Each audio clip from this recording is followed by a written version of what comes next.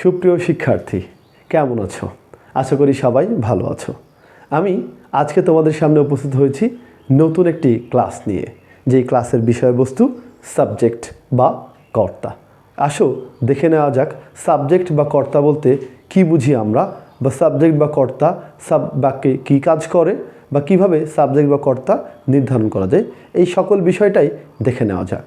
প্রথমেই সাবজেক্টের বাংলা প্রতিশব্দ হচ্ছে কর্তা। এটাকে বলা হচ্ছে সাবজেক্ট হচ্ছে একটি অ্যাকশন ডুয়ার। দ্যাট মিন্স একটি সেন্টেন্সে কাজ যে করে সেই হচ্ছে সাবজেক্ট, অথবা সাবজেক্ট হচ্ছে আলোচিত বিষয়, যে বিষয়টা নিয়ে কোনো কিছু আলোচনা করা হয় সেটাই হচ্ছে সাবজেক্ট। সাবজেক্ট একটা বাক্য থেকে সাবজেক্ট পাওয়াটা অনেক সময় ডিফিকাল্ট হয়ে দাঁড়ায়। যদি আমরা সুনির্দিষ্ট কৌশল জানি তবে সাবজেক্ট পাওয়াটা আমাদের জন্য ইজি হতে পারে। সে কারণে আমরা একটু কৌশলটা দেখে নিই। সাবজেক্ট পাওয়ার উপায় হচ্ছে ভার্ব বা ক্রিয়াপদকে হু হুইচ ওয়ার্ড দ্বারা প্রশ্ন করতে হবে। একটা বাক্যে যে ভার্ব রয়েছে সেই ভার্বটাকে আমরা প্রশ্ন করব কি হু, হুইচ বা হোয়াট। চলো দেখা যাক এক্সাম্পলের মাধ্যমে সেই বিষয়টা আমরা প্রমাণ করতে পারি কিনা। প্রথম এক্সাম্পল আমরা ব্যবহার করেছি দ্য বয়েজ প্লে ফুটবল। এক্ষেত্রে ভার্ব হচ্ছে প্লে, খেলা করা। আমি যদি ভার্বকে প্রশ্ন করি হু প্লেইজ ফুটবল, কে ফুটবল খেলে, আমার ডেফিনেটলি উত্তরটা আসবে দ্য বয়েজ। তাহলে এখানে বালকেরা হচ্ছে সাবজেক্ট। তাহলে আমরা প্রথম বাক্যে আমরা হু হুইচ হোয়াটের যে প্রসেস বা প্রক্রিয়া সেটা অ্যাপ্লাই করে সাবজেক্ট কিন্তু পেয়ে গেছি।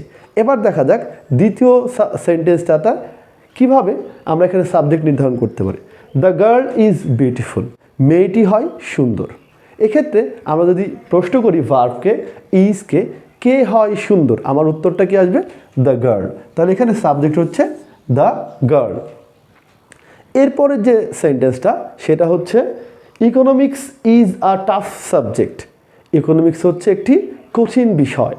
তাহলে এখানে যদি প্রশ্ন করি which is a tough subject, কোনটি একটি কঠিন বিষয়, আপনার উত্তরটা কি হবে ডেফিনেটলি ইকোনমিক্স।